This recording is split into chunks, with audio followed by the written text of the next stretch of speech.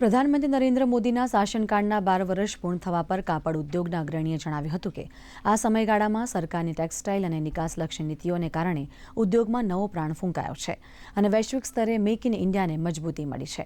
તેમણે ઉમેર્યું હતું કે પીએમ મિત્ર પાર્ક જેવી પહેલોએ ટેક્સટાઇલ ક્ષેત્રે આધુનિકીકરણ અને રોજગારીની નવી તકો ઊભી કરી ભારતીય કાપડ ઉદ્યોગને વિશ્વના નકશા પર નવી ઓળખ અપાવી છે.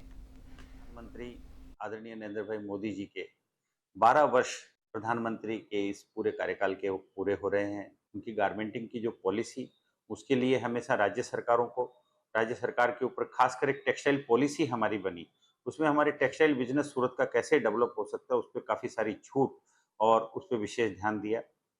आज आने वाले समय में सूरत की टेक्सटाइल इंडस्ट्री, जो आज के 12 साल पहले मैं कह सकता हूं तो लगभग 1.5 करोड़ मीटर कपड़ा सूरत में मुश्किल से पर डे बनता था, आज के दिन ये औद्योगिक उत्पादन बढ़ के 6 करोड़ मीटर कपड़ा पर डे बन रहा है।